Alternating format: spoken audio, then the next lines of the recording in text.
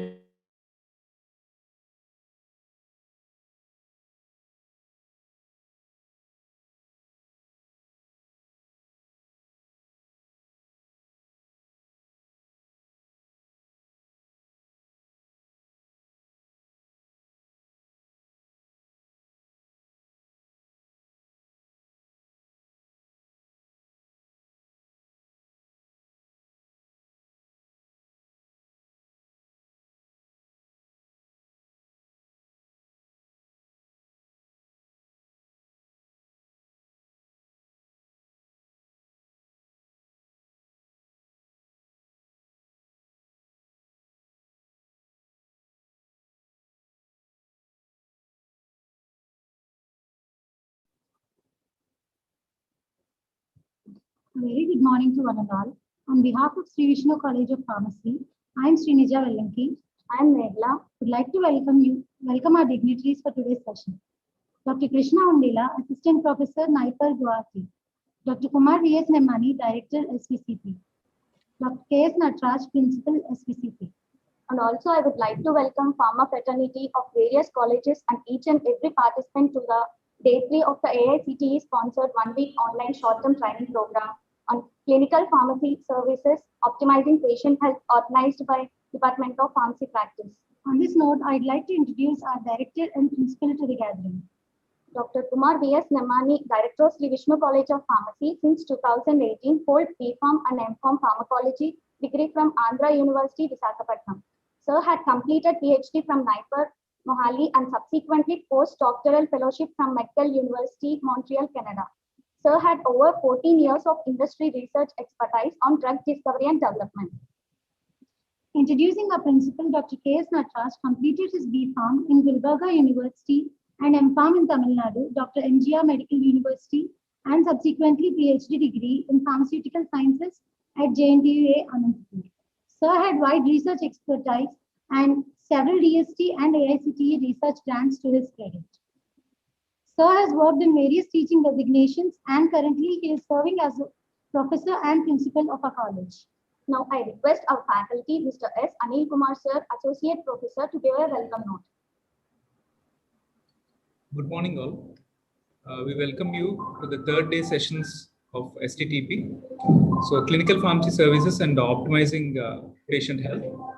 So on this note, I welcome Dr. Krishna Undela, Assistant Professor, NIPER Guwahati.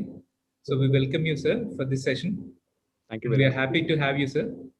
So his topic today will be why systematic reviews are considered the highest level of evidence.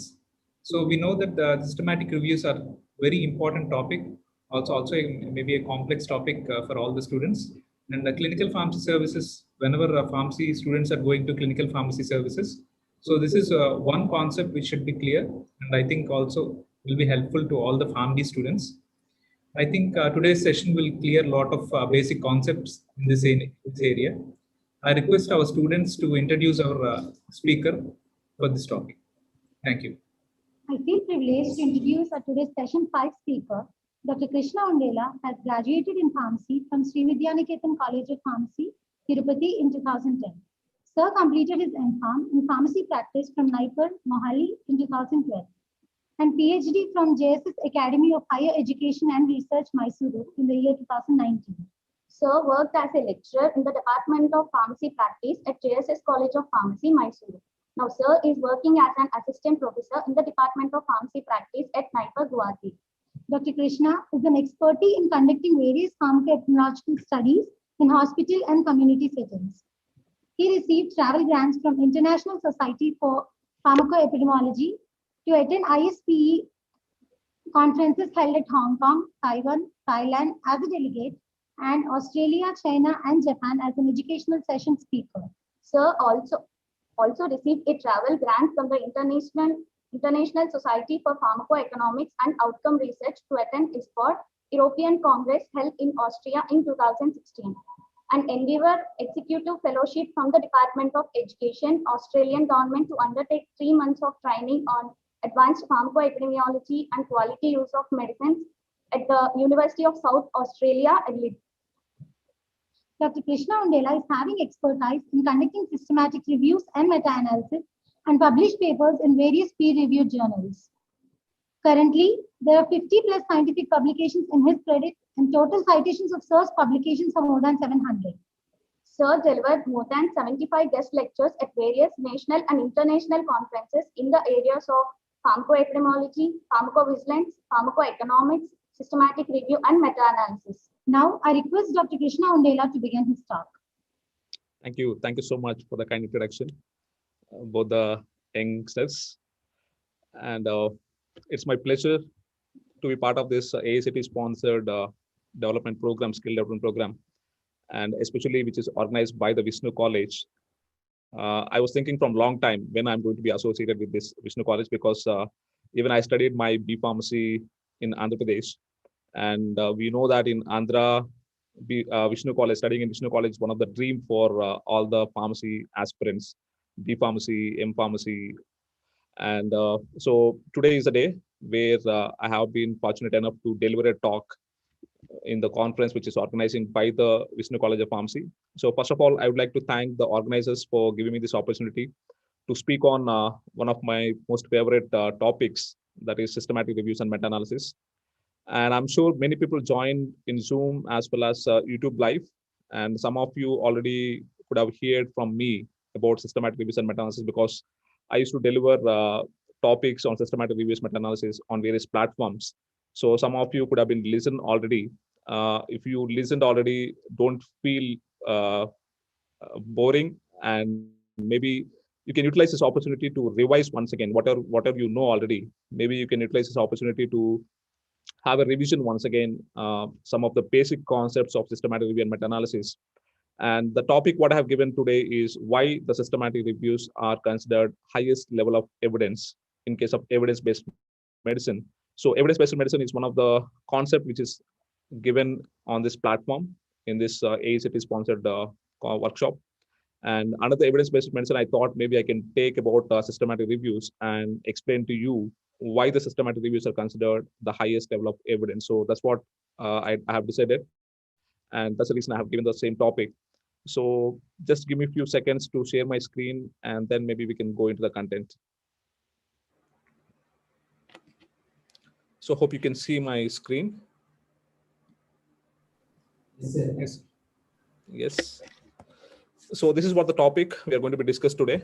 Why are the systematic reviews considered the highest level of evidence? Some of you may be knowing about systematic reviews and meta-analysis, and some of you may be also knowing that these are not considered as the highest level of evidence among all the evidences are available for taking any healthcare decision, right? And today we are going to be discuss why the systematic review should be on top of the evidence-based medicine pyramid. Okay, so this is the picture behind my title, where you can see that the various levels of evidence which are available in the literature, which we are going to be considered while taking any decision in the healthcare management, right? So if you have any question, if you have any assumption, or maybe if you want to use any medication for treatment purpose, and if you have any question in mind, either this can be useful or not, so in that case, certainly we need to have some evidence before proceeding further. And when you go and search for the literature, if you don't find any information regarding that particular question, the ultimate option we are going to be have only the background information. If it is not available, maximum we can go with expert opinion. That's it. If you don't have any other literature, right? And apart from that, maybe if you find some basic literature, for example, if you find any information from the case control studies or case series or maybe the case reports, that's going to be considered as a low level of evidence. So still, if you don't have any other information, if you don't have information from any other resources, still you can follow this and then you can try to implement that in your practice if you don't have any other good level of evidence. And on top of it, we are going to have the information from cohort studies. The cohort studies are considered the prospective studies, where we are going to be follow the patients. Because we are following the patients, the information what we are going to be get is somewhat unbiased, so that we can take much more information from these cohort studies. And on top of it, as you know, the randomized control trials we have, and usually we are going to be considered the randomized control trials as the gold standard evidence, as you know, right? Because randomized control trials we are going to be conduct in a systematic way by doing the randomization, allocation, blinding. There are so many techniques we are going to be follow. So by following all these techniques, we can avoid many biases. So the moment if you can avoid the biases, the results we are going to be get are going to be accurate in nature, right? So why these levels of evidence are there, why this should be down and followed by cohort studies and followed by randomized control trials. The main reason behind this is going to be biases. So the biases are going to be more in case of the case series and case reports, and that's going to be less while going towards cohort studies and randomized control trials. That's the reason they're going to be considered as somewhat higher level of evidences, right? So up to this, all of us know randomized control trials are going to be the top of evidence, and they're considered as gold standard of evidence, right, for taking any decision. But what we don't know is even on top of the randomized control trials, we have some more evidences. First of all, we are going to have a critically appraised individual articles, where the experts are going to be appraised in the sense they are going to be evaluate critically the randomized control trial articles, and they're going to be give their opinions, and they are going to be considered much better than the randomized control trials. They are on top of the randomized control trials, right? And on top of it, we are going to have the critically appraised topics. The critically appraised topics, nothing but the guidelines. So there are various organizations that are going to be come out with the guidelines by taking enough information from the literature, right? And while making the guidelines, the experts are going to be sit together, and they're going to be critically appraise the information available, and they're going to be consolidate and comprise the guidelines, right? So that's the reason they're going to be considered much more higher level of evidences compared to the a simple randomized control trials. And now the systematic reviews and meta-analysis are going to be considered as top level of evidence. In the evidence-based medicine pyramid, the top level, the highest levels are going to be the systematic reviews and meta-analysis. They occupy the top place. And we are going to be discussed today why the systematic reviews are occupied the top place in evidence-based medicine pyramid. Okay. And that's what we're going to be discussed. And if you see here, when you go from down to top, the quality of evidence is going to be increased. Why the systematic reviews are top? Why? Because the quality of evidence is going to be more while going from cohort studies to randomized control trials, critically appraised topics, and finally the systematic reviews. That's the reason systematic reviews are going to be considered as a highest level of evidence in evidence-based medicine. And also we can have some more information here. Uh, Till randomized control trials, we can say it's an unfiltered information. It's not filtered. It's only the original research which is available. We are going to be take directly into the decision. But this one, if you see the critically appraised individual articles, critically appraised topics, as well as systematic reviews, they are the filtered information. Filtered information in the sense the experts are going to be sit together and try to critically evaluate the information and give their inputs. And because they're critically evaluated, the quality of evidence is going to be increased. That's the reason we are going to be call them as a filtered information. And among the systematic reviews also, hope you hear the term called Cochrane, Cochrane. And this is the emblem of the Cochrane collaboration. And Cochrane is one of the important organizations mainly responsible for bringing out the best level of evidence in the form of systematic reviews, right? So whenever you find any systematic review from this organization, that is going to be ultimate. You can take your decision blindly by following the conclusion of this Cochrane systematic review. Why? Because they are very high standard systematic reviews, which are going to be written by the experts and reviewed by the experts. And if you see the document of a Cochrane systematic review, it is going to be have around 90 to 100 pages on an average.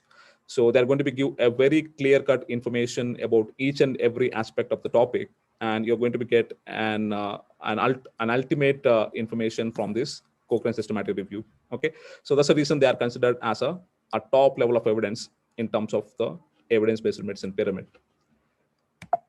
So the next thing we are going to be discuss what exactly the meaning of systematic review. If you see the definition of a systematic review, it's a systematic review attempts to collate all empirical evidence that fits pre-specified eligibility criteria to answer a specific research question. It's a very simple definition. What we're going to be doing is we're going to be collate all the relevant papers together. And why we are doing that is because of answering research question. And while collating all this evidence, empirical research means the original research, we are going to be put them together based on one of the eligibility criteria. And by putting them together, we are going to be answer a specific research question. Okay. And if you see the other one, the definition and some of the key characteristics of the systematic review, they're going to be have a clear-cut objectives, and they're going to be have a clear-cut and reproducible methodology. And we are going to be perform a systematic search. Why we are calling systematic review, not a normal review? Why? Because one of the important aspect is while performing the systematic review, while collecting the articles from the literature, we are going to be do a systematic search, not a normal search. We are going to be do the systematic search. That's one of the important reason why we are calling them as a systematic reviews. I'll explain to you what is mean by that systematic search as well. And also we are going to be assess the validity of the findings. It is not that simply we are going to be take the information from all the articles and put together and give the information. As an expert in the topic, we are going to be validate all the articles, and based on the validity, we are going to be give the conclusion. Okay, it is not that simply these 3 articles are giving this conclusion and my conclusion is the same. We should not do that. As an expert in the topic, as an expert in conducting the systematic reviews, we need to assess the validity of the findings from these articles, and then we can give our conclusion. And also we are going to be finally have the systematic presentation and the synthesis. The synthesis means the data analysis. And these are some of the important key characteristics of systematic review, right? So why it is important? Because sometimes systematic reviews also considered as a research work. And even I have seen some of the projects on systematic reviews, especially during the COVID-19, many people have started working on systematic reviews as a research work. We can still consider as a research work. Why? Because similar to the research, even in the systematic reviews, we are going to be have a clear-cut objectives. We are going to be have a clear-cut methodology, and based on this, we are going to be have the results. We are going to be have the discussion, and then we are going to be have the conclusion, right?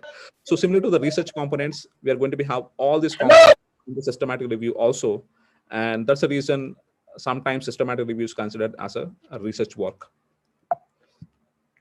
And coming to the meta-analysis, usually they're going to become together. Systematic reviews and meta-analysis, like wife and husband, they're going to become together always. And we cannot really divide them into 2.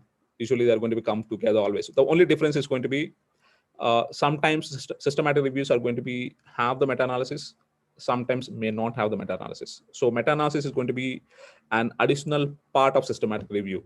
Either we can add it to systematic review if possible, or we are not going to be added to systematic review. If you see the definition of a meta-analysis, it's very simple. A meta-analysis is going to be use of statistical techniques to integrate and summarize the results of included studies. In the systematic review, what we are doing is we are including many studies, right? And of all these studies, each and every study is going to be have the results section. And we are going to be take all these results from all these studies, and we are going to be putting them together by using some statistical techniques to get the final conclusion. That's what is called as a meta-analysis. And if you want to understand very simply, either the systematic reviews having the meta-analysis or not having the meta-analysis, a very simple understanding is going to be, you can just see that either that article is having this kind of forest plot or not. If the article is having this kind of forest plot, we can call this one as a forest plot. If the article is having this kind of plot, we can say that they did the meta-analysis, even though they are not saying in the title, but still sometimes they're going to be do the meta-analysis. The evidence for that is going to be having this picture of a forest plot. Okay, it's very simple to understand. People will feel that it's very difficult to understand the meta-analysis. It's very, very simple once you understand the background behind this bars and these circles and then these diamond shapes. I'll explain to you very clearly in the next few slides how to understand this forest plot. Okay, don't confuse. So that's what is called as a meta-analysis. And if you see, as I mentioned, always the systematic reviews are going to be come together along with the meta-analysis. The meaning here it is the meta-analysis is going to be an optional part of systematic review. Optional part of systematic review. That means we are going to be conduct the systematic review. Sometimes if there is a possibility, we are going to be add the meta-analysis. Sometimes if it is not possible, we are not going to add the meta-analysis. If possible in the sense when it is possible. If you have a quantitative results from each and every study what you have taken, right, then you can pull all the results. There is a possibility of meta-analysis.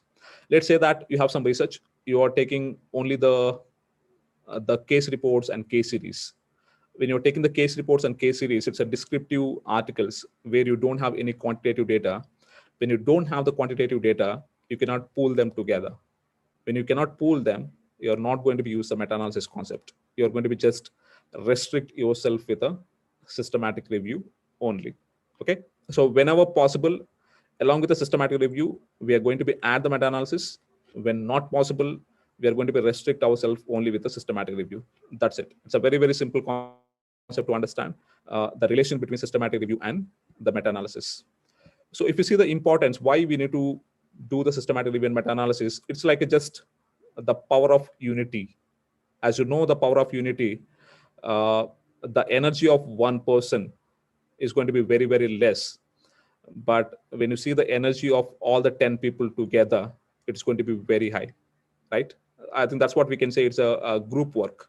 So when you say, when the person is working individually or when the group of people are working together, like I think all these coordinators working together for organizing this workshop, if only one person is there, it's very difficult for him to organize each and everything, right? But when there's a group of students and faculty members together, certainly they're going to be make the event successful, right? So the same concept is going to be applied for the systematic review and meta-analysis.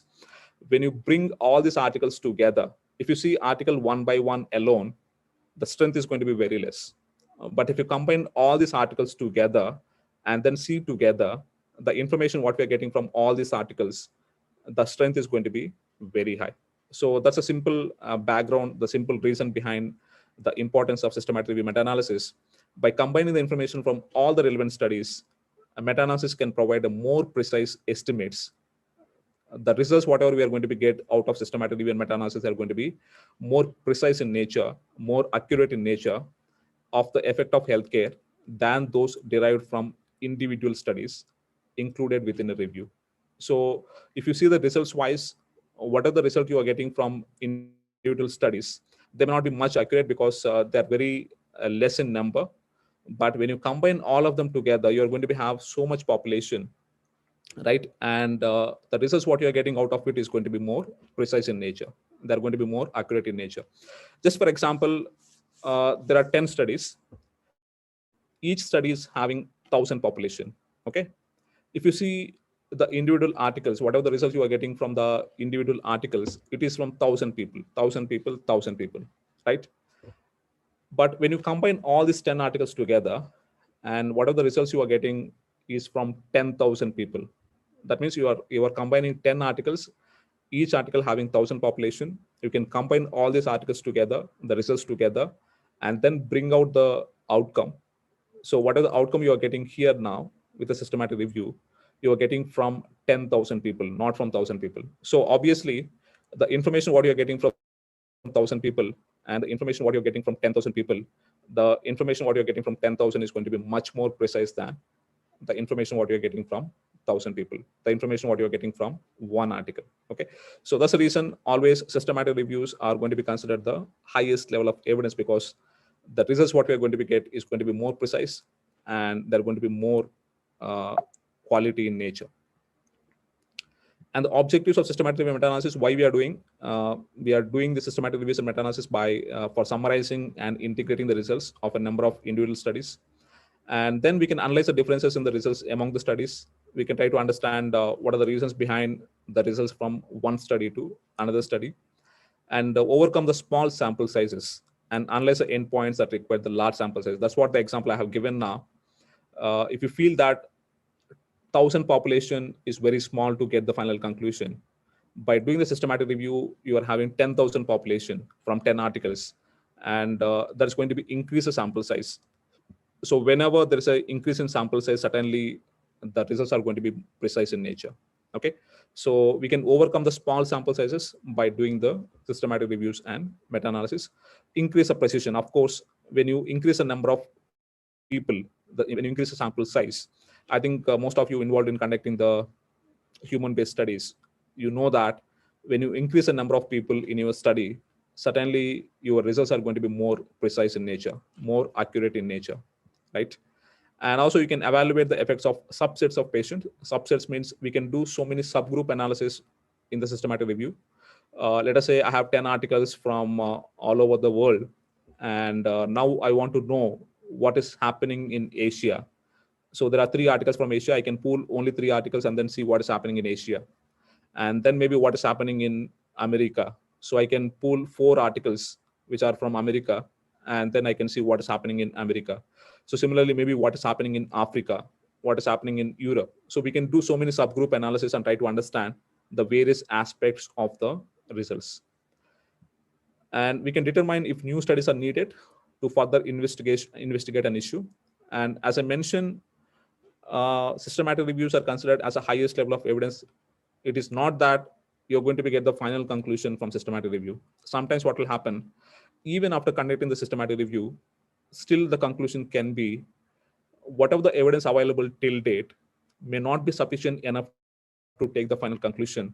So my conclusion after systematic review is we need more studies with a good number of people with a longer follow-up to get more information on this aspect. So sometimes the conclusion can be like this. They don't give a final conclusion. Based on the information available till date, they will say that it is not enough. Still, we need more studies. Okay. Sometimes the conclusion can be also like that. So that's what the meaning here it is. We can understand that are there any new studies are required, or the studies which are existing are fine enough to get the final conclusion. Okay. And to generate the new hypothesis for future studies. By doing the systematic review, we may get new assumption or new hypothesis. And based on that new hypothesis, maybe we can do further studies and then try to understand better on the particular concept. Okay, so these are some of the advantages of doing the systematic reviews and meta-analysis, the objectives, why we need to conduct the systematic review and meta-analysis. And I'm going to give you one slide quickly, how these systematic reviews and meta-analysis are different from a normal review. Most of you heard review articles maybe when you are working on your project, right? Especially. So when you're working on your project, maybe your guide will ask you to go and find some articles and write a review, right? So writing a review is going to be very easy because you don't need to struggle much. You can just go to Google or maybe Google Scholar and search for the articles. And maybe what are the articles you are getting in the first page itself? Maybe there are 4 or 5 articles, relevant articles. You can take them and you can read them. You can read those articles, and then you can write a review. It's very easy, right? But systematic review is not like that. It is not that you should restrict yourself only with the first page results. If there are 10 pages results are there, you need to go to all the 10 pages and try to get all the relevant articles. That's a major difference between a normal review and the systematic review. We are doing everything systematically. And my request for all of you is, at least now onwards, maybe when you are speaking about systematic reviews, don't speak as a systemic review. Speak it as a systematic review, because I used to hear many people, they'll say systemic review. It is not systemic review, it is systematic review. Systematic means we are doing in a systematic way, right? Systemic means it is something inside the system, maybe cardiovascular system or gastrointestinal system. So there is a difference between a systematic review and system review. Okay, just try to make sure that. And review means it's a general term for all attempts to synthesize the results and conclusions of 2 or more publications on a given topic. So if you just have 2 or more publications on a given topic, and that is more than sufficient for you to write a review. And maybe if you are only one person, and you can still write a review. Okay. But if you see the systematic review definition, when a review strives to comprehensively identify and track down all the literature on a given topic. If you just see the difference between these 2 definitions, especially in terms of what I have highlighted here with the red color, in case of review, if you have 2 or more publications, that is more than sufficient. You can write a review. But in case of systematic review, it's not like that. You should not restrict yourself with 2 or more articles. you should track down all the literature. All the literature means each and every article on the topic you need to track down.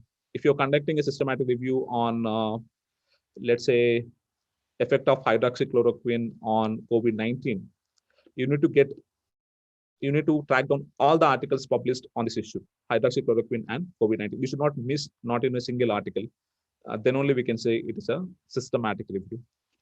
And coming to the meta-analysis, as you know already, it's a specific statistical strategy we are going to be applying for assembling the results of several studies into a single estimate. So it is going to be an optional part of systematic review. After doing the systematic review, additionally, we can also do the meta-analysis if there is a possibility, where we can apply some statistical strategy for combining all the results together and to come out with a one single outcome. Okay, one single conclusion. So that's I think, very appropriate differences between a review, a systematic review, and meta-analysis. Hope it is clear for you now, at least the people who are not able to differentiate between these and having some confusion, what is the difference between a review and systematic review. Hope it is clear now. And this is one more picture. It gives you some more information. For example, if you go for a literature, and most of the articles you are going to get are going to be reviews, right? There may be many reviews you are going to be getting, many review articles. If you go and search in PubMed on any topic, you may get many review articles. And out of all these review articles, some of them may be systematic reviews. This circle, some of them may be systematic reviews. And out of all the systematic reviews, some of them may be systematic reviews and meta-analysis. That means systematic reviews having the meta-analysis, right? So the numbers are going to be very less when you come with the systematic reviews and meta-analysis. And the numbers are going to be a little bit high when you go with the systematic reviews. And numbers are going to be very high if you go with all reviews. Okay, that's the difference between a review, a systematic review, and systematic review with the meta-analysis. Okay. So this slide is my favorite slide, where you can able to understand a very clear differences between a narrative review and systematic review. A narrative review means normal review. What are the normal review articles we are going to be see on any topic? They are considered as a narrative review. And then how it is different from a systematic review. These are some of the important differences you can see. I'll go through quickly. Anyway, I'm going to explain to you all this in my future slides. First of all, a very important thing is, if you go and see any review article, how can you identify either it's a review article or it's a systematic review article, even though it's not mentioned in the title? The easy way to understand is, if you go to the full text article, usually in a normal review article, there won't be any method section. They don't write anything like methodology because they don't have any methodology. So they don't have methodology. If they don't have methodology, they're not going to have results. If they're not going to have results, they're not going to have discussion, and they may have some conclusion out of the normal review. But in case of systematic review, as I mentioned initially, we are going to be, first of all, write a clear-cut protocol. Similar to the research, we need to have a protocol for systematic review. And in that protocol, we need to clearly mention what is our method and how we are going further. Okay. So because we are going to have a clear-cut methods here, and we are going to have the results, and we are going to have the discussion, and then we are going to have conclusion. Okay. So because there is a clear-cut methodology, the results are going to be reproducible in nature. We can reproduce.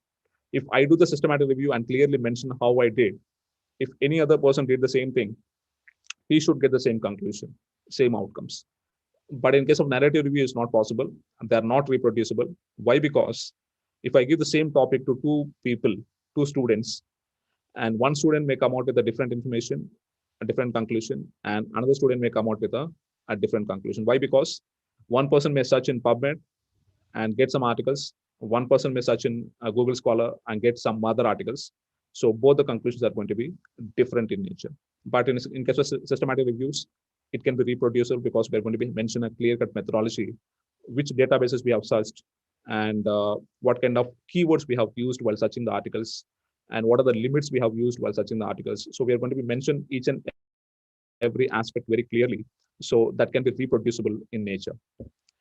And in case of narrative review, we are going to be search in a very limited databases. For example, maximum we can go with a Medline or PubMed, and that's the reason we may have some publication bias. Publication bias means if you are not including all the articles on the topic, we can say that there's some publication bias.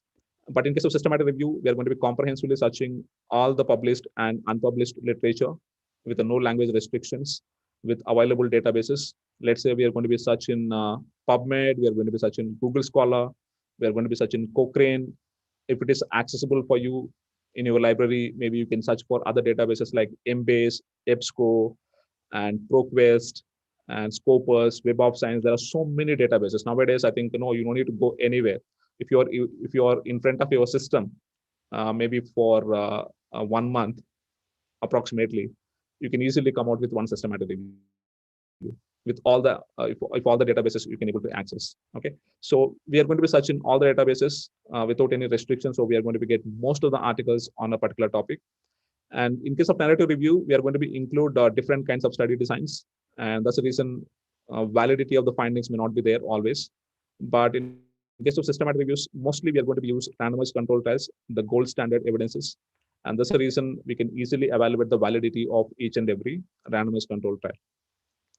And here maybe we can rely upon p-values maximum, but here we are going to be estimate the size along with the confidence intervals, and that's the reason we are going to be have results are going to be more precise in nature in case of systematic reviews.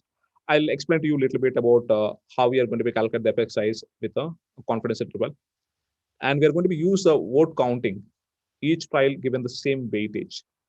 And every study is going to be have the same weightage here. But here, in this case, every study is going to be have the different weightages.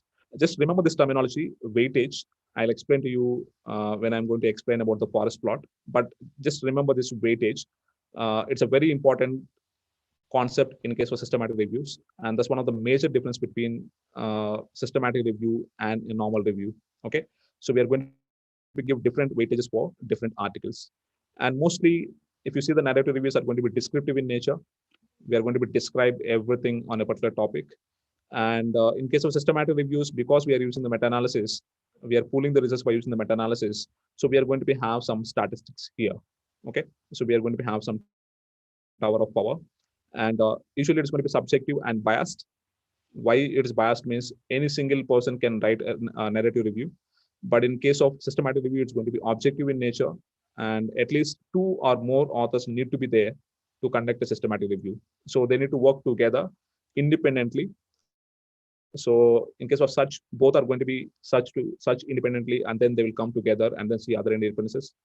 And in case of extracting the data from the articles, they will work differently, independently, and then they will combine together to see other differences. So like that, 2 people are working together independently in each and every step of systematic review. Usually they're going to be objective in nature, and whatever the information we are getting here is going to be more precise and with a less bias. Okay, so these are some of the important differences between a narrative review and systematic review. I think the students who joined here, it may be especially for the PharmD students who are in 5th year, this may be one of the important questions for you in your pharmacoepidemiology, where you can get the question to write the differences between a narrative review and the systematic review. Okay, so you can just have a more understanding on it. Hope it is clear by this time. This is what about the introduction to the systematic review and meta-analysis. So now we'll go and discuss how to conduct that, how to conduct the systematic reviews and meta-analysis. So there are only 4 steps. Only 4 steps. By seeing the steps, I think if you see the different steps, it looks very easy, but sometimes it may be complicated to do.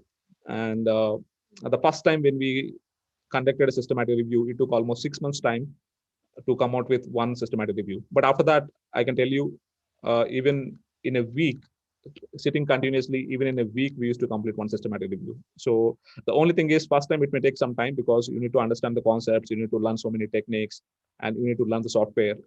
So first time it may take some time, but after that, once you get some expertise in this, certainly you can make very easily the systematic reviews and meta-analysis. The first step is going to be identify the studies. We need to get the studies first of all, right? And the second one is going to be, once you get the studies, it is not that all the studies are going to be included. Some of them we are going to be include based on the inclusion criteria, and some of them we are going to be exclude based on the exclusion criteria. And once you have all the included studies with you, then next process is going to be extract the data from the studies, abstract or extract the data from each and every study. And finally, we are going to be analyze the data by using some of the statistical techniques. Okay, so these are the 4 simple steps for conducting a systematic review and meta-analysis. They're looking very simple, but each step is going to take a lot of time. I'll explain to you each and every step in a clear way.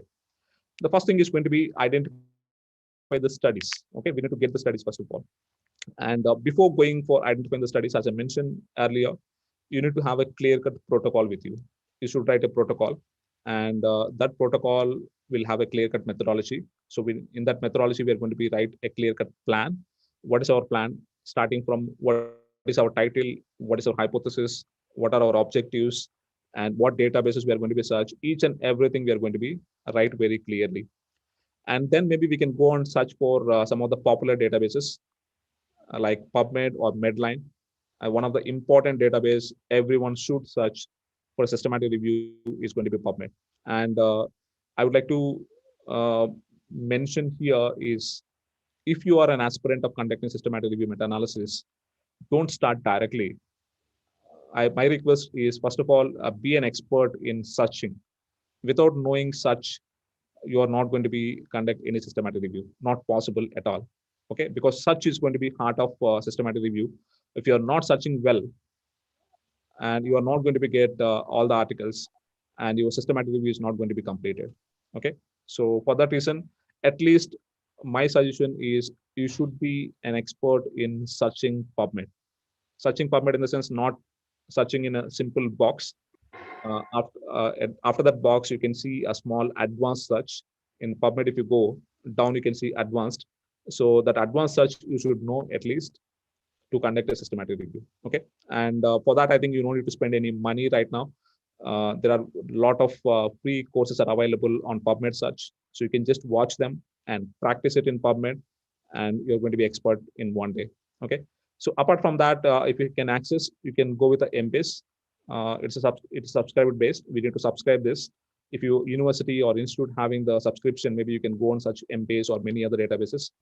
And you can also go and search in Cochrane Library. In Cochrane Library, you can get systematic reviews, and also in Cochrane Central, there's something called Cochrane Central, where you are going to be get randomized control trials as well. And there are many other databases. As I mentioned, there are so many other databases. Based on the availability, based on the feasibility, you can include any database in your systematic review. Okay. And other strategies maybe you can follow apart from searching in these databases, and other strategies we need to follow for getting other articles. One is hand search. I have seen in the video, there's a very good library in Vishnu College. I think so, it is a central library. So if you have a central library in your institute or maybe library for pharmacy, you can just go and see what other journals are available. And if any relevant journal is there for your topic, you can go and search, are there any articles relevant for you? In case if they're not available online, where you searched in database. And also you can take some articles from this hand search of the journals from your library. And most important technique we need to follow here it is, once you get some articles from these databases, each and every article is going to have some reference section, right? Certainly there should be a reference section in each and every article, right? So one thing must and should we need to do is, all these articles, whatever we are getting from these databases, we need to go through the reference section and then try to see that are there any additional articles we are going to be getting. Additional articles means the articles which we did not find from these databases. Any additional relevant articles are there. If you go and see the references of these articles, you will get to know. Sometimes there may be good number of studies we are going to be added based on the references of retrieved articles. And also you can go and search in other databases and the websites, like maybe you can go to the Google. Instead of just going to the Google, maybe you can go to the particularly to the Google Scholar, where you are going to get only the articles. You don't get any other non-relevant information. You can get only the articles here if you go and search in the Google Scholar. And sometimes we can go and search for unpublished literature also. So till now, what we are doing is we are trying to identify the published literature, right? But in case of systematic review, you can also get some unpublished literature, and that maybe you can get it from some of the databases like International Clinical Trial Registry Platform, which is maintained by WHO, clinicaltrial.gov, which is maintained by USFDA, and CTRI in India. Hope you know CTRI. Anyone knows about CTRI who joined here in June? I think it's monotonous speaking continuously. It's very difficult. I need some voices from others who joined in Zoom at least. Anyone hear this CTRI earlier?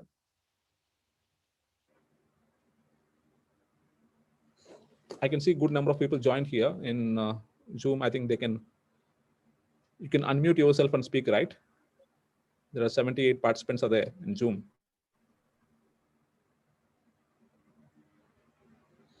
So CTRI is a clinical trial registry of India.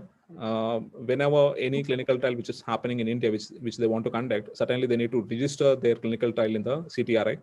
So when they register their trial in CTRI, they're going to be frequently updated based on some of the results, what they're getting, the interim results, or maybe the results at the end of the study. So even before publishing the information, some of the basic information will be available in these databases. We can go and search here, are there any ongoing clinical trials? And if there are any ongoing clinical trials, is there any information existing from these studies? And we can try to include this unpublished information also in the systematic review. So this is a first thing we need to do, searching the data. And searching the data is not easy, as I mentioned. And we need to follow some techniques here while searching for the literature. One of the important technique we need to follow here, it is PICO, P-I-C-O. Hope you know what is meant by PICO. Population or patients, I means intervention, C means comparison, and O means outcome. Let us say this is my assumption. Okay, this is my hypothesis, what I'm having. On this, I would like to conduct the systematic review. Okay. So in a 65-year-old male patient with the type 2 diabetes mellitus and established cardiovascular disease, will empagliflozin compared to placebo prevent the death from cardiovascular causes? That's my hypothesis. And if this is my hypothesis, usually hypothesis should be like this. Okay. If this is my hypothesis, I cannot keep all these 5 lines in my PubMed box. If I keep all these 5 lines in my PubMed box, I'm not going to get a single article also. Why? Because there are so many keywords, and all these keywords may not be there in articles. Okay, because this is what I have written. So for that reason, what we need to do is, we should not enter each and everything in PubMed. From this hypothesis, we need to come out with some of the keywords, and those keywords we need to enter into the PubMed or any other databases. Okay, so those keywords, how we are going to be get, and what kind of keywords we need to select. The keywords we are going to be select based on the PICO. That means one keyword about the population. Okay, I can mention about patients with the cardiovascular diseases, right? So I can mention about cardiovascular diseases, CVDs, and about intervention. I'm going to mention one keyword on intervention, that is empagliflozin. I can mention one keyword on comparison. If the comparison is an active component, maybe we can mention that, for example, metformin. But if it is a placebo, I don't think so. We don't need to keep placebo, because no, anyway, we are going to get the articles. Then we can see that either it is compared with placebo or not. So comparison is depends. Either you can keep or you don't need to keep that. And finally, we are going to be keep the keyword on outcome. So my outcome, there are 2 things here. One is a prevention of death from cardiovascular causes, and maybe other outcome is going to be the prevention of death from any causes. Okay, so I can keep some of the keywords like mortality and death from cardiovascular causes, or any other keywords which are coming in this outcome. I can select some words and then keep it as a keyword. So what I mean to say here, it is we cannot keep the entire hypothesis in the search. From this hypothesis, we need to pick up some of the keywords, and those keywords we need to keep in the search box. So even though you're picking up some 4 keywords here, those 4 keywords are not sufficient enough. For each and every keyword, there'll be some synonyms, right? So every person, every article, they may not write cardiovascular diseases. Sometimes they may write CVDs. Sometimes they may write cardiovascular outcomes. Okay, they may write many other different terms relevant to this. So we need to have all the synonyms for this, and we need to include even the synonyms also in the search. And then only we are going to be get all the articles. Okay, I think this and all you can learn more when you learn about advanced search in PubMed. So then maybe you're going to be have more clarity on searching the databases. So we are going to be set some keywords used for searching, and then we can go and conduct the search in popular databases, whatever I have mentioned in the previous slide. And of course, we are not going to be keep all the studies which we are going to be get. If you keep all these keywords and such, you may get some 10,000 articles, right? All the 10,000 articles may not be relevant for your systematic review. Out of it, we need to include some and we need to exclude some. The first thing we are going to be doing is we are going to be read the title first. If you feel the title is relevant for your study, then we can go and read the abstract.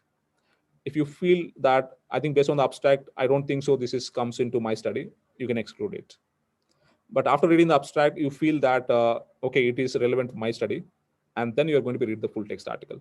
And then finally, you're going to be include the full text article into your study. So like this, we are going to be have a stepwise process. Title first. Based on the title itself, we can eliminate so many studies. And based on the abstract, we can eliminate so many studies. And after reading the full text article also, you can exclude some of the articles. Okay. Still, if you can feel that those articles may not be relevant for you.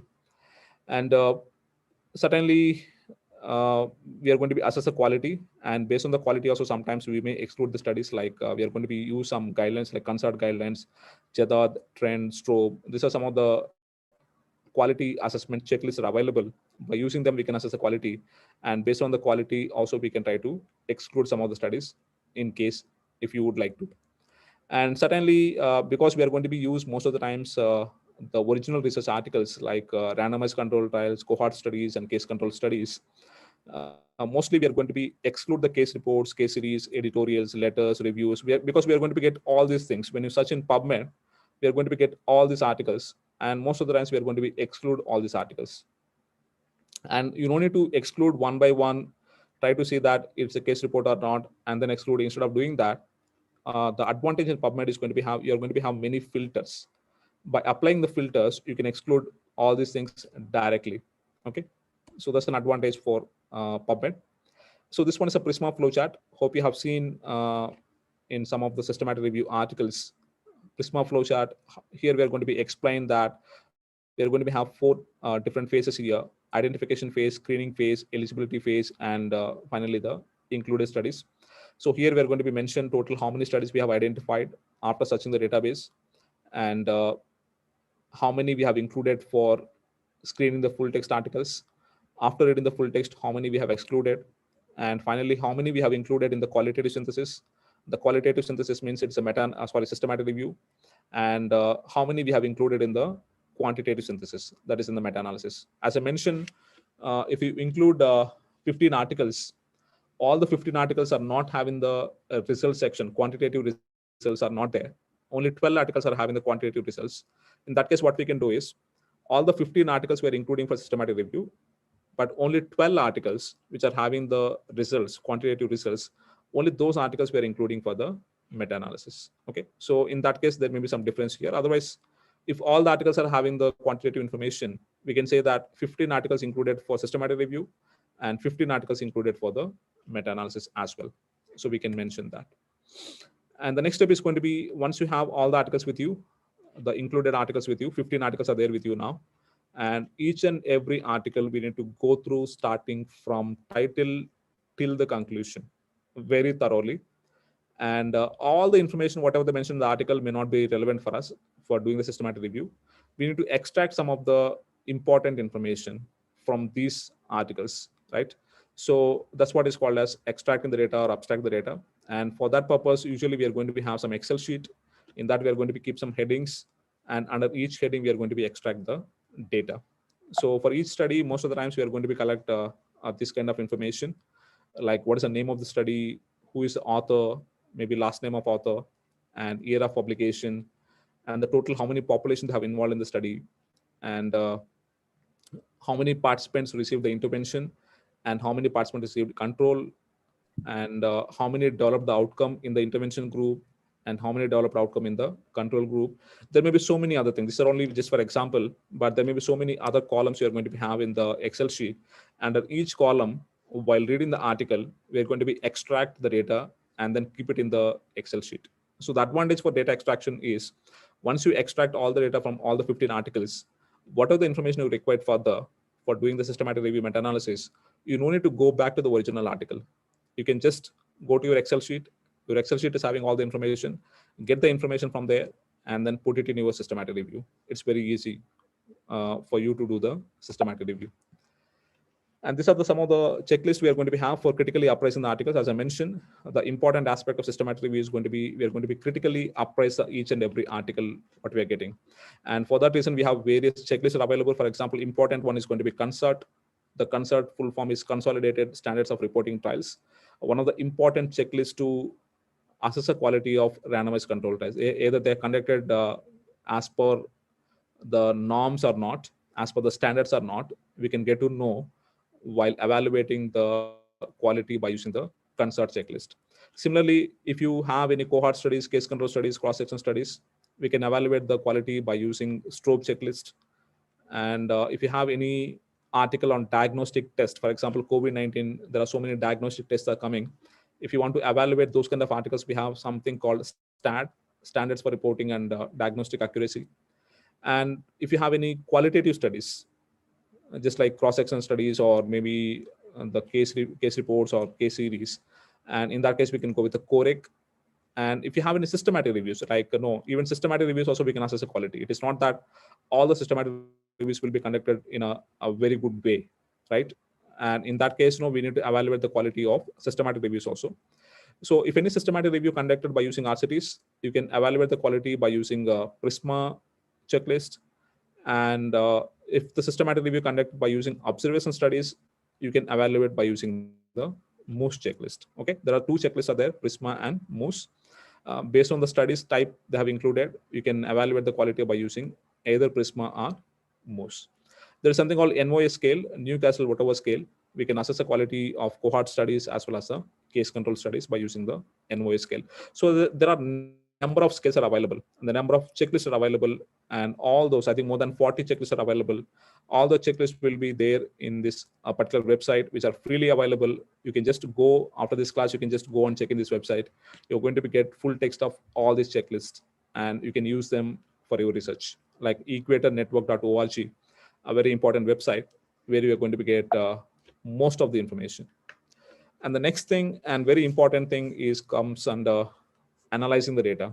Once you have all the data with you in your Excel sheet, okay, the next step is going to be, we need to analyze by using some of the statistical techniques. We need to analyze the data. And another analysis we are going to be discuss about effect size. It may be relative risk, it may be odds ratio, it may be hazard ratio. And along with these effect sizes, certainly within brackets, we are going to have something called confidence interval.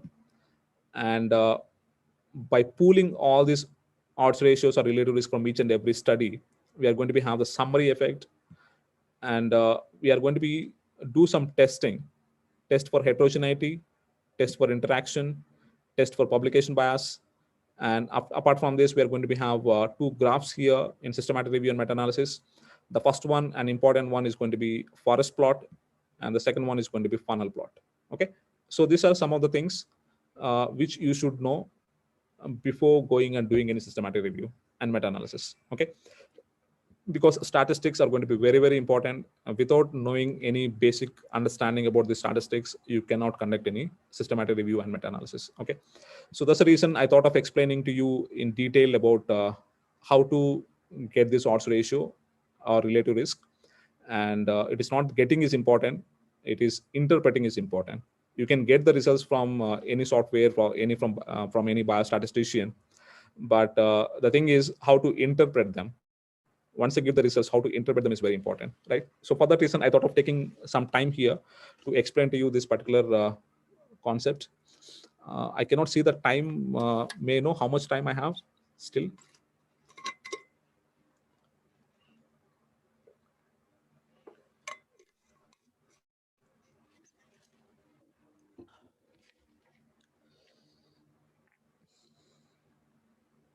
I think it's already 1 hour.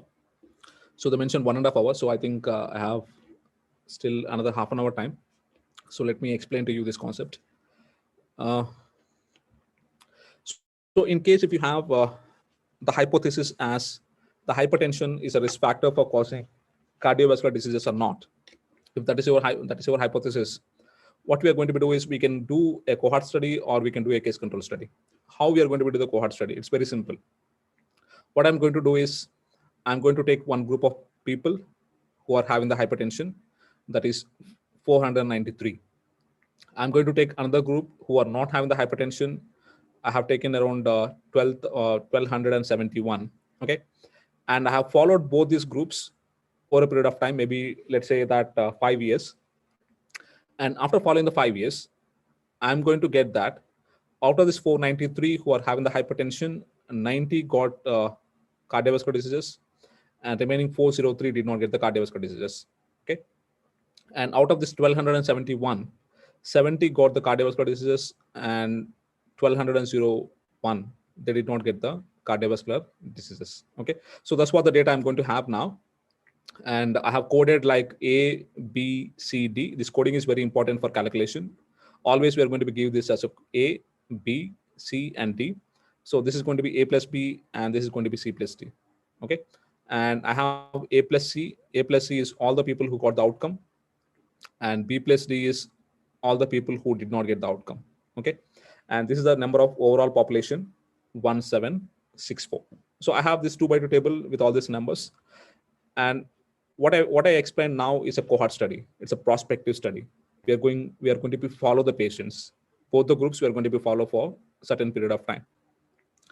And I don't have that much time. I don't have 5 years with me. So I want to conclude maybe in 1 year period of time. So what I need to do in that case, what we can do is we can conduct the same study, the same hypothesis in a retrospective manner.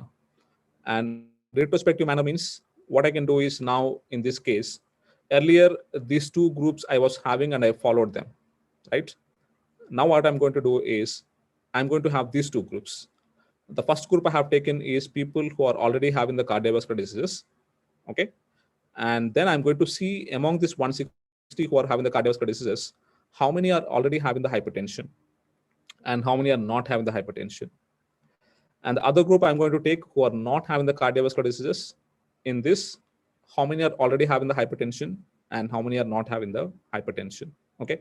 So this is what is called as a case control study. I have some cases with me and I have some controls with me. And then I'm going to inquire about the exposure status. That is about the hypertension. But and still I'm going to have A, B, C, D here. And based on this ABCD, I'm going to do some calculations. So the first thing I'm going to calculate is relative risk. Let us say that you have conducted a cohort study. When you conducted a cohort study, we are going to be calculating the relative risk. And very simple formula we are going to be use it for that is A by A plus B divided by C by C plus D. It's very simple formula and all of you should remember it. So when you want to calculate the relative risk, this is the formula we are going to be use it. And if you do the calculation by using these numbers, 90 by 493 divided by 70 by 1271, we are having 3.3 as a relative risk. Let us say that we have conducted a case control study. In case of case control study, retrospective study, we are going to be calculate something called odds ratio. And the odds ratio formula also is very simple. It is just a cross multiplication. That is AD by BC. Just cross multiplication, AD by BC. And so for that reason, it's going to be AD by BC. And if you include all these numbers here, we are having the odds ratio value of 3.8. So we got to know two values here. One is the relative risk value 3.3 and one is a odds ratio value 3.8. So I'm giving 1 more minute here. Anyone can explain what is the conclusion of this study? We got relative risk and we got odds ratio. And based on this, maybe what we can conclude. Hope there are some students in the Zoom group and I need your voices. Otherwise, it may be difficult for me to speak almost 1.5 hours continuously.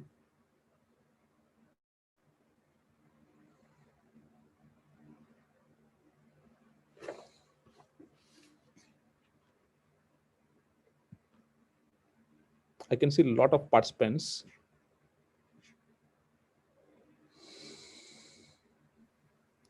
Can I select some students out of this list?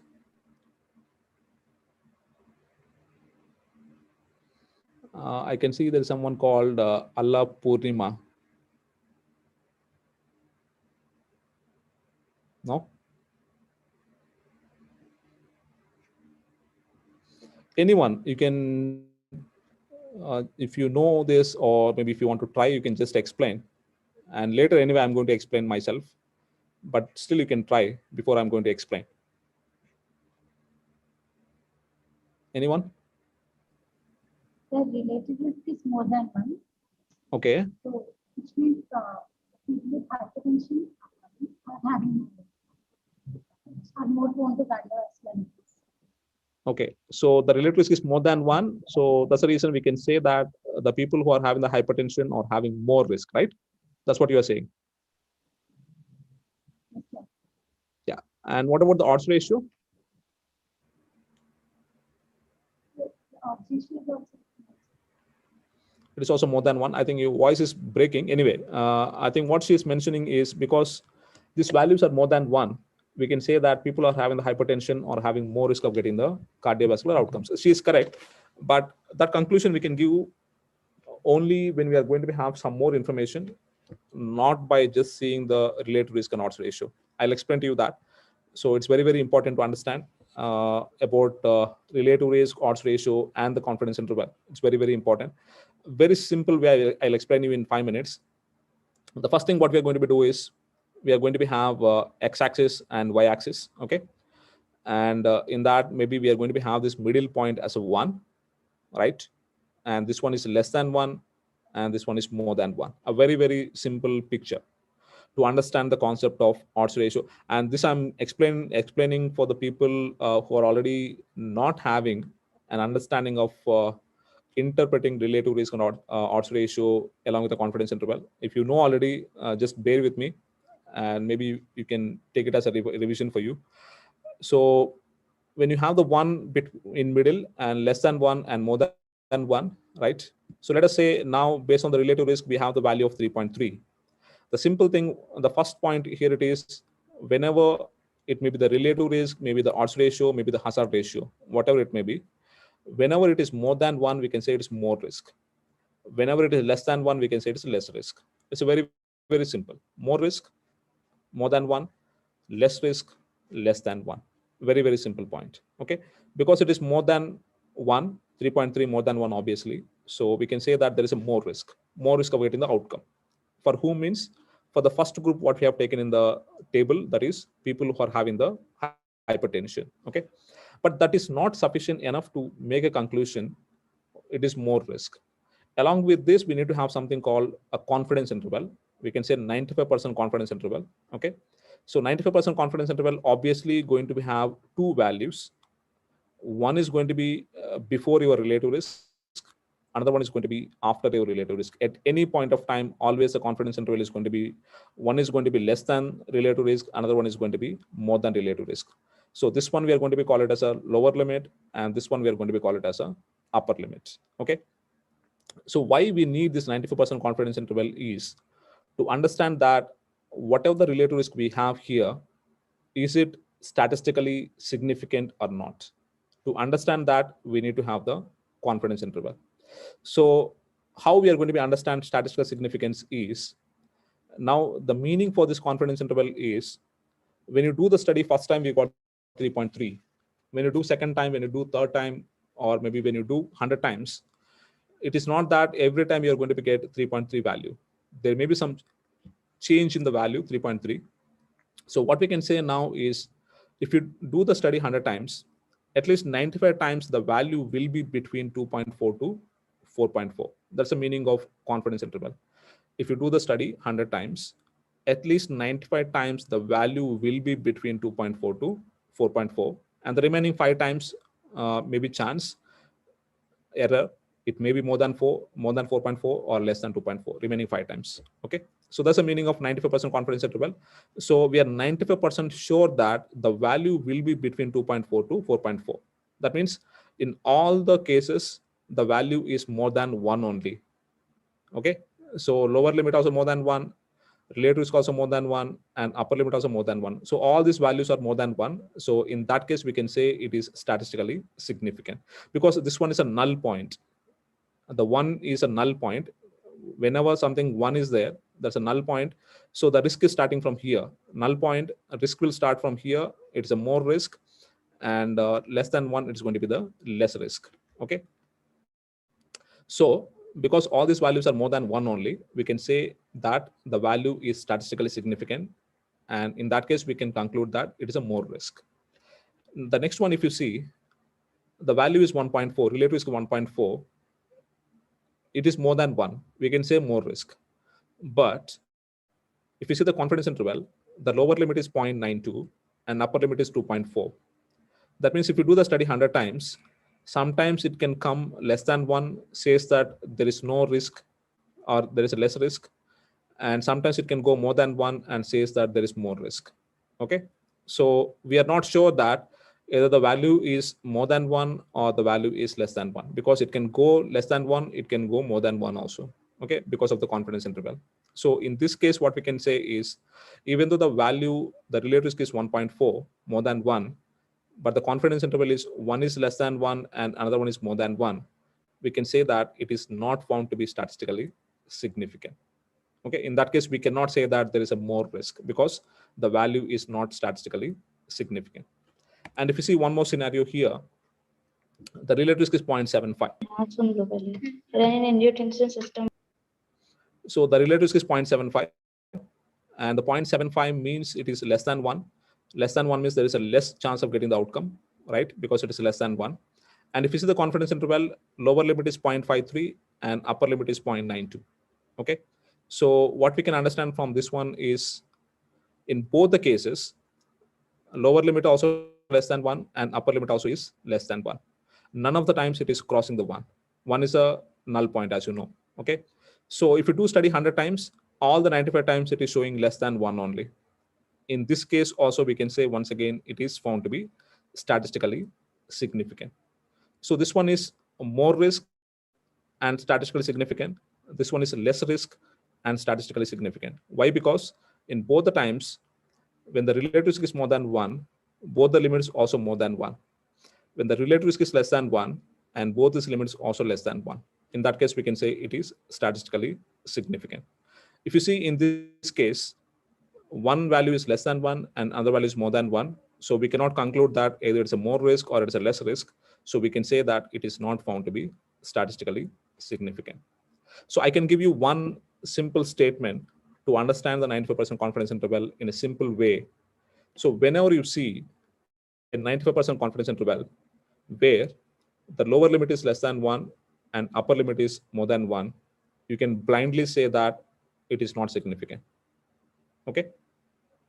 And other statement is going to be, whenever you see that the confidence interval is touching the 1, if this is a confidence interval, whenever you see that this confidence interval is touching the 1, you can say that it is not significant.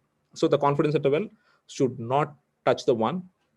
In that case, we can say that it is found to be significant. So why I'm explaining this one is clearly taking this much time is, without knowing these concepts, you are not going to be conducting any systematic review. I think no need to bother with systematic review.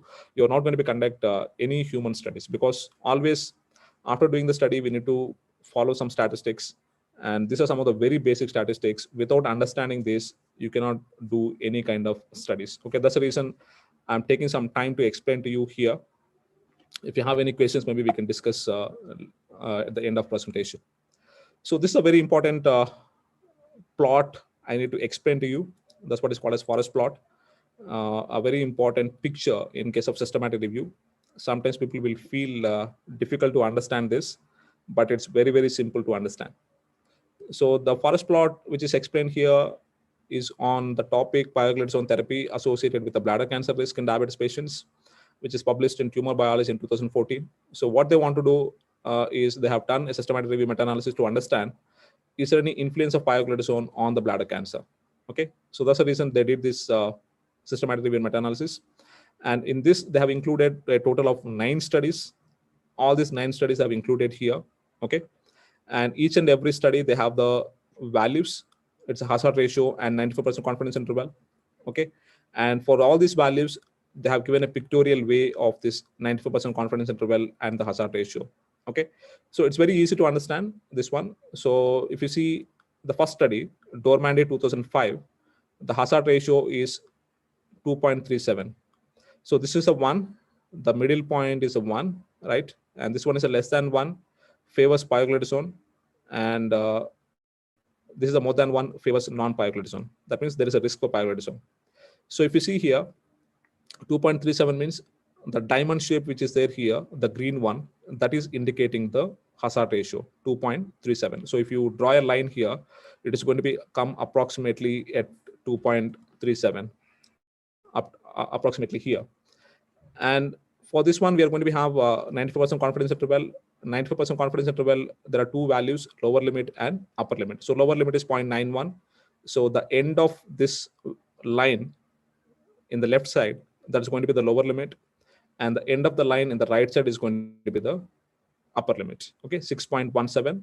And this side it's going to be 0.91.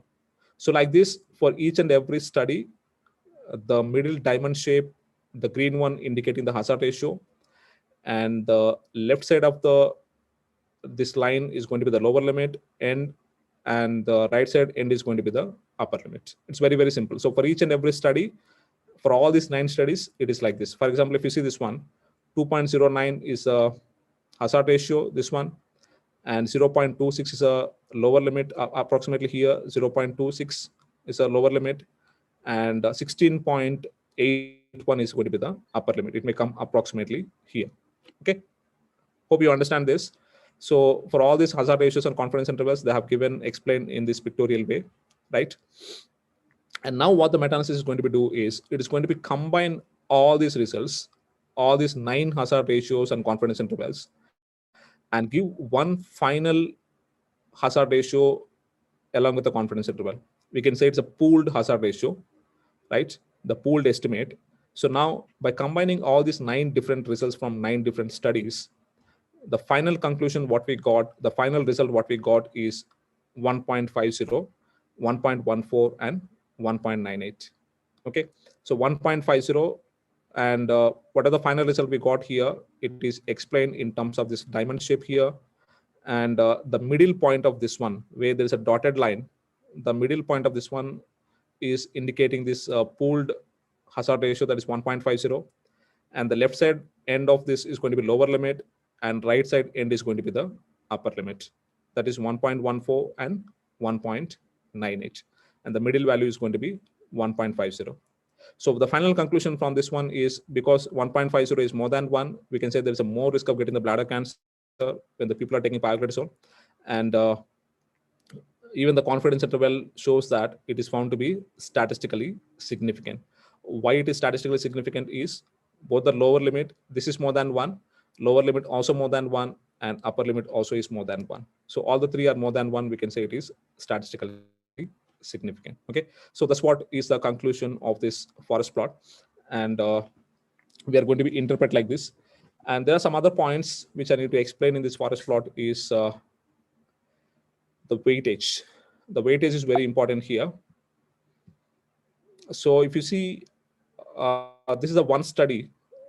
I think out of 100, every time you're going to see the weightage is going to be out of 100. The entire 100 is going to be divided for all the studies, whatever we are going to be include. And out of all these studies, and Newman 2012 is a study which is having the highest weightage, 16.96. And the other study, which is having the very less weightage, is going to be 1.61. This one is Song 2012 is going to have the very less weightage. So now you can see there is a relation between this weightage and the confidence interval of the particular study. For Newman 2012, the confidence interval of the study is very narrow. If you see, it's very narrow, 1.06 to 1.43. And that is the study which is having the highest weightage.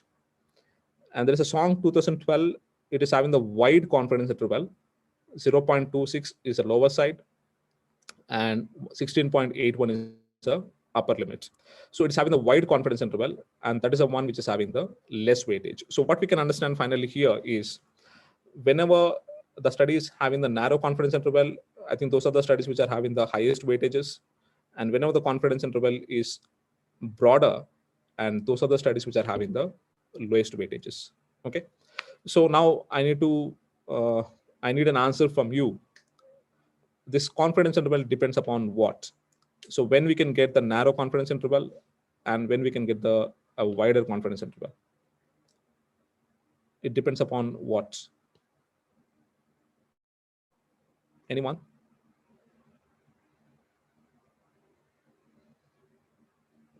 Anyone can volunteer yourself and then give the answer for this?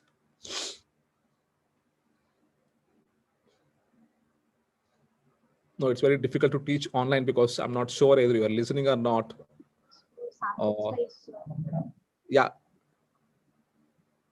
Someone speaking? Sample size. Sample size. That's good. So it's going to be mainly depending upon the sample size, as you said correctly. So we can understand that the Song et al. 2012 is a one which is having the very less sample size. That's the reason it is having the wider confidence interval. The Newman 2012 is a one which is having the larger sample size. That's the reason it is having the narrow confidence interval.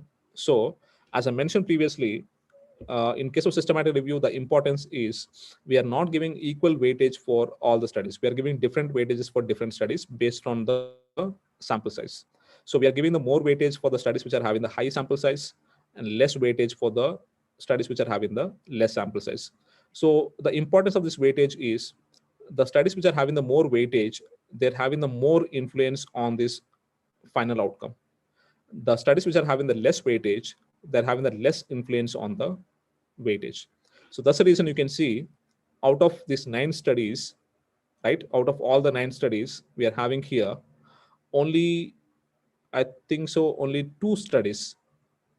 This is the one, and Newman 2012 is the one, which are showing that there is a significant increase in the risk of getting the pyoglitazone, bladder cancer for pyoglitazone. And remaining all the studies, somehow the confidence interval is touching the one, right? And that's the reason we can say that they are not found to be significant. So out of 9, only 2 studies are showing significance, and remaining all the 9 studies are showing the non-significance, right? But still, if you see your final conclusion, that is coming as a significant.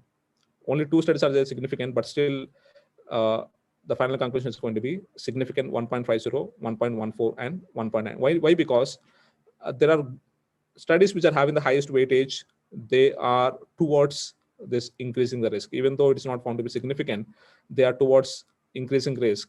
And by combining all these studies together, finally we are going to have the final result of increasing risk of bladder cancer when the people are taking the pioglitazone. So you may think that why we need to spend this much time to do the meta-analysis, and why to learn the software and put all, because this one we cannot draw. We need to get it from the software, right? So we need to put all these values. We're going to get the values from software. So why we need to do all this? Because if you just do the average, you can just add up all these 9 values divided by 9. You're going to get the average value. So the average is 1.82, what I got here. But certainly there's a difference between average and the pooled value given by the software. Why? Because in average, while calculating the average, it is going to take all these values in a similar way, right? And if you remove this value 2.09 and do the average once again for remaining 8 studies, this value is going to be certainly change, right? But when you do the meta-analysis by removing this study, do the meta-analysis by removing this study which is having the less weightage, your value, your final value may not going to be changed, or if it changes also, the change is going to be very minimum. Why? Because you are removing the study which is having the less weightage, so it is not having much influence on the final outcome, so it is going to be remain same. But your average is going to be deviate so much if you remove the study and calculate the average. So that's the reason what is the importance of system meta-analysis is going to be, it is not going to be influenced if you remove the studies which are having the less sample size. And that's an importance of doing the meta-analysis compared to the just by calculating the average. So just I thought I can maybe give you by explanation the difference between doing the average and meta-analysis, and that's the reason I calculated this average and showing to you the importance. So hope it is clear for you. And one more thing I think I forgot here is you can see some background box here, right? Background of this triangle, maybe this diamond shape. You're going to have one box. So the box is going to be indicate once again the sample size. So whenever the box size is bigger, I think that's where the confidence interval is very narrow. This side you can see here the box size is very bigger, the confidence interval is very narrow. And in this case also the box size is bigger, and here also the box size is bigger. confidence interval is narrow, even though it's not significant, but it's narrow confidence interval. You can see here, I think we cannot see any box at all here, right? Why? Because this is the study which is having the very less sample size, so we cannot see any box here. Okay, so that's an understanding of this forest plot. I think I'm using this forest plot almost from 5 to 6 years. I'm not changing this. Why? Because I think this is one forest plot where I got a more chance of explanation. So that's the reason I'm using in all my presentations only this forest plot. Hope it is clear for you now how to read the forest plot in a systematic review and meta-analysis. I'm going to quickly run through some of the tests we need to perform. I think if you're not understanding now itself, don't bother, because you need to understand all these things in a time, maybe when you start working on systematic review, over a period of time, you're going to be understand all these things. But I'm just showing you quickly what are the tests we are going to be apply. A test for heterogeneity. There are two tests, Cochrane Q test and I-square test we are going to be use. In the Cochrane Q test, we are going to have the p-value, right? So whenever the p-value is less than 0.1, we can say that there is a heterogeneity. And whenever the p-value is more than 0.1, we can say that there is no heterogeneity. Okay, it's very simple. Just understand these basics. And in case of I-square statistics, we can say that whenever there is I-square statistics value more than 50%, we can say that there is a heterogeneity. Whenever it's less than 50%, we can say that there is a less heterogeneity. Okay, so the heterogeneity means it is the difference between the conclusion of each and every study, right? So if you see here, there is a difference between this conclusion to this conclusion, this conclusion to this conclusion. Not all the studies are giving the same conclusion, right? So if there is a difference between each and every study, to understand that, we are going to perform the heterogeneity. If you see here, the I-square statistics is 78.8%. So 78.8% means it's more than 50%. We can say that there is a heterogeneity between each and every study. Okay. So in this meta-analysis, there is a heterogeneity. That's what we are going to be understand from this I-square statistics. It is more than 50%. At the same time, p-value also it is less than 0.1. So whenever the p-value is less than 0.1, it is found to be having the heterogeneity, right?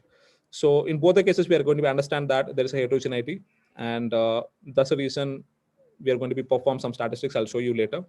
So this is about the test for heterogeneity, and based on the heterogeneity, we are going to be follow two methods.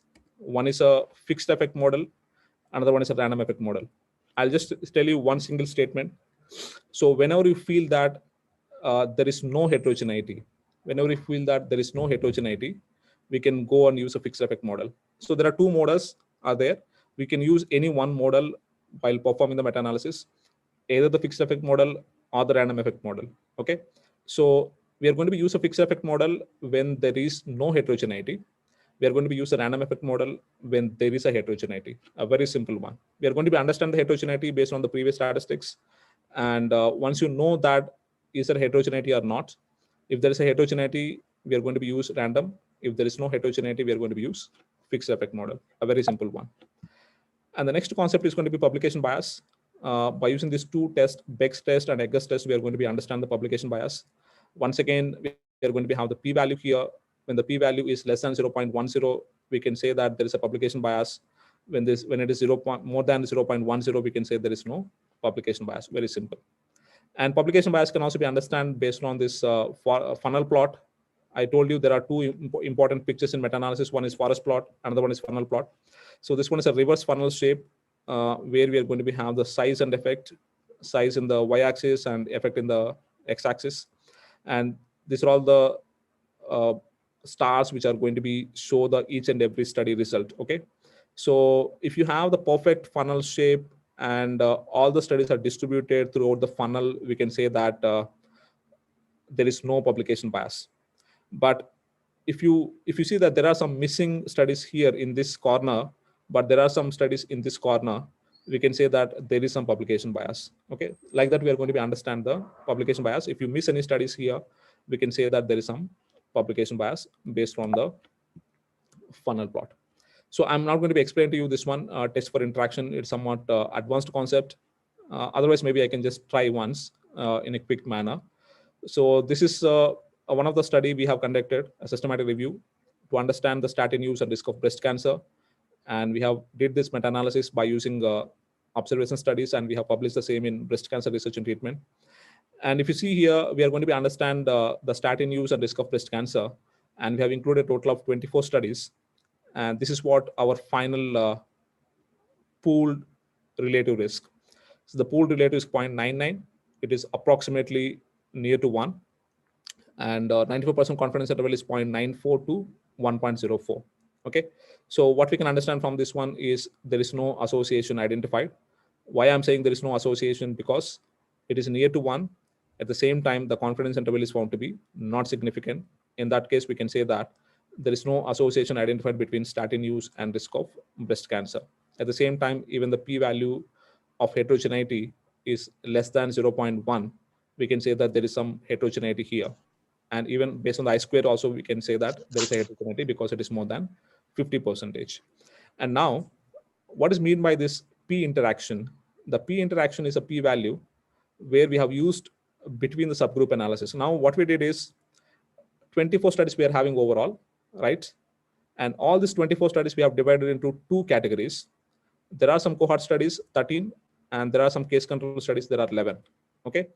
And we did a separate analysis for cohort studies alone and separate analysis for case control studies alone. And this is the pooled relative risk and confidence interval for cohort studies. And this is the pooled relative risk for case control studies. And if you see, this is giving the information saying that not significant. And this is also giving the information saying that it is not significant. Okay. And what we need to do now is we need to understand that is there any significant difference between these 2 relative risks? So we have one relative risk for cohort studies and one for case control studies. And we need to understand that is there any significant difference between these 2 relative risks? And for that reason, we are going to be calculating something called p interaction. And we are going to be have the p-value here. And this p-value is something different. The p-value, what we are using in normal statistics, that is 0.05. And whenever it is less than 0.05, we can say that there is a significant difference between these 2 values. And here in this case, it is 0.35. 0.35 means obviously it is more than 0.05. And finally, we are going to be say that there is no significant difference between these 2 pooled relative risk. Okay, that means cohort studies giving the same information and also case control studies are giving the same information. So for that reason, we are going to be calculate the p interaction values. So finally, I'm going to give you some information on what are the softwares we are going to be using for this meta-analysis. And some of them are freely available. You can use them. And one important software which I can recommend you, which we can use freely, is going to be the Review Manager. It is a one which is developed by the Cochrane. So it's one of the standard software we are going to be using in most of the systematic reviews and meta-analysis. And there are some commercial softwares that are available like Comprehensive Meta-Analysis, MetaWin, and EEC Meta-Analysis. And among this, maybe I can suggest this Comprehensive Meta-Analysis if you would like to purchase any software for your systematic review meta-analysis for your organization. Maybe you can go for this Comprehensive Meta-Analysis. It's very easy to use it. And there are some general statistical packages like Stata, SAS, S+, R, whatever we are using regularly for statistics. And all those statistical softwares also can be used for conducting the meta-analysis. So this is some of the list of softwares which we can use commonly. And as I mentioned previously, for anything and everything, for identifying that either the systematic review is having the quality or not, or maybe when you are conducting any systematic review meta-analysis, either you are following all the steps or not. For that reason, you can follow these 2 checklists. One is Prisma, another one is Moose. Prisma, you can go when you are taking the randomized control test into your systematic review, and Moose you can go when you're taking the observation studies for your systematic review. And the other resources maybe I can suggest for you is going to be the Cochrane Handbook of Systematic Reviews of Intervention. I can say that this is going to be the Bible or Bhagavad Gita or Quran for systematic reviews and meta-analysis. You need any information on systematic reviews, certainly you're going to be find it in this handbook. It is freely available in the Cochrane, not in a downloadable format, but you can use it in a HTML format. So certainly if you have any questions or any confusions in systematic review, you're going to get the answer in this Cochrane Handbook for systematic reviews, which is from, once again, Cochrane organization. And there is some more information available from this York University website. That's for Center for Reviews and Dissemination, a very important source for systematic reviews and meta-analysis. And as I mentioned previously, equatornetwork.org, one more important website for getting all these checklists freely. And I can suggest you that if you want to be an expert in systematic reviews and meta-analysis, certainly you need more training. This 1 hour, 1.5 hour session may not be sufficient enough for you to get all the information. Certainly you need a rigorous training in this, at least for 1 week. And for that reason, I can suggest you that you can undergo some of the trainings, especially the training sessions which are conducting by this South Asian Cochrane Network and Center, which is available at CMC Vellore, the Christian Medical College Vellore, and they are the experts in giving these trainings. Even though now this particular center is not there, but still under BV Moses Center in CMC Vellore, they are frequently conducting the training sessions on systematic reviews. So if you are willing, maybe you can go for those trainings and be an expert in conducting the systematic reviews and meta-analysis further. So that's it from my side. I have taken almost 1.5 hour time, I think more than 1.5 hour. Thank you so much for your patient listening. Hope you got some basic idea about systematic reviews and meta-analysis. And further, maybe you can study and you can gain more information and start doing the systematic reviews and meta-analysis. And if you have any queries or need any inputs from my side, please mail me to these mail IDs. Thank you so much for giving me this opportunity once again for the organizers of Vishnu College. Thank you. Thank you, Dr. Krishna, for taking time out from your busy day to share a bit of your knowledge. Now the session is open for questions.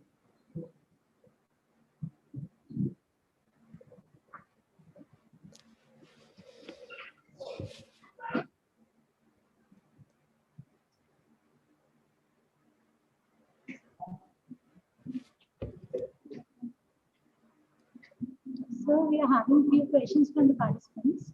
Sure, please. What are the basic database subscriptions we need to attempt a systematic review? So subscription may not be required. If you have, that is well and good. But otherwise, you can just go with PubMed, Google Scholar, and Cochrane, which are available freely. But those are minimum. Apart from this, if your university is having any other subscriptions like Embase, EBSCO, Scopus, you may include. But otherwise, it is not mandatory that you need to purchase all these things and start using for systematic review. Not mandatory. You can restrict yourself with PubMed, Google Scholar, and Cochrane. That is more than sufficient. So we are having another question, sir. Yeah, please. How to identify pooled data from unpooled data? How to identify pooled data from unpooled data. So no, it's very easy. Sometimes, no, if you see any article, it may be similar to forest plot, but that is not exactly forest plot. Why? Because we can say it's forest plot only when you have the pooled data. Sometimes maybe in a randomized control trial articles, what will happen, just to give you all the results in one picture, what they will say is every result they're going to be give in one line, but they don't pool it. If you see at the end, they don't pool it. They want to show them individually all the results, and they will give you like a forest plot, but that is not a forest plot. Okay, so unpooled data is a data which is having for each and every study. The pooled data is the one what we are having at the end of forest plot in a diamond shape. That's a pooled data out of all the studies, whatever we are going to be include. That's a basic difference. So can you please elaborate on publication bias? The publication bias actually, based on the statistics, we are going to be understand that is there any publication bias or not. But certainly that is a one which we cannot restrict. It is not in our hand. What we need to do is we can do our best in try to collecting all the articles existing from all these databases, and then we can include all of them. But still, if you see some publication bias based on the statistics, you don't need to bother much. You can just say that this is the publication bias what I got. Why publication bias we may get is what will happen if I do any study, maybe for 1 year, I may be willing to publish only if I get a positive result, right?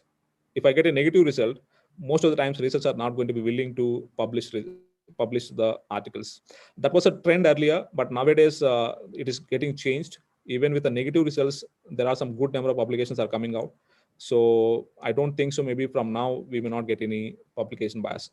So if you don't get any negative studies and getting only positive studies, in that case, you may get the publication bias, but you don't need to bother it. And you can just say that you got the publication bias out of your statistics. That's it. Thank you, sir. Thank you, sir, for patiently answering all the questions. That's Next it. session will begin in a couple of minutes. That's it. All the questions.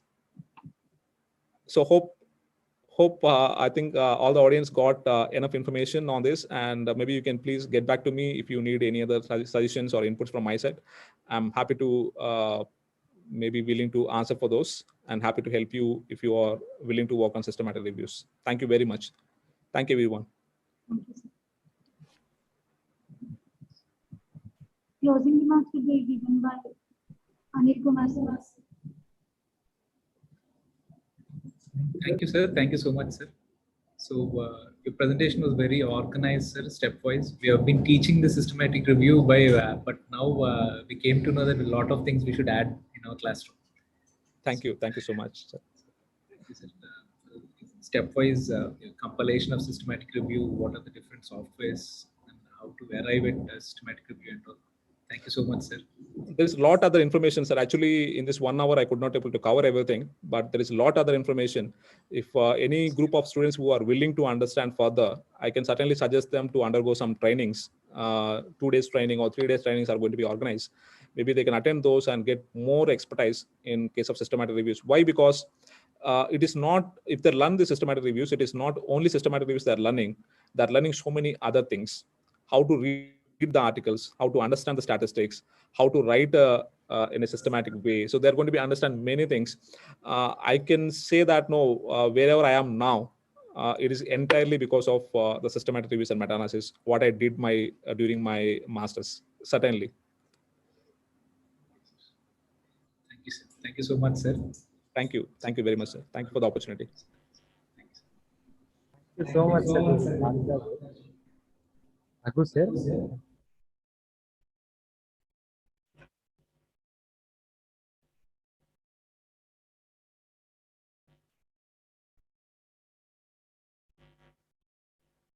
Krishna, sir, thank you so much, sir. Thank you, Raghu. Thank you so much for inviting me. So I'm very happy for that. And in future also, I would like to collaborate with Vishnu College and do, I think, my best. Definitely, sir. Maybe on offline platform, we are eagerly waiting for your presence here. Sure. When When I come to, definitely makes us to meet you. sure. It's my pleasure to visit the Vishnu College. I have seen the video. No, it's wonderful. So I'm waiting to visit Vishnu College personally, and I would like to interact with your students soon. Thank you for that, sir. Thank you. Thank you, audience. That's all for session 5. Maybe in 5 minutes, we'll start our session 6 on applications of PDM by Dr. V. Pravalika. In 5 minutes, we will go with our next session.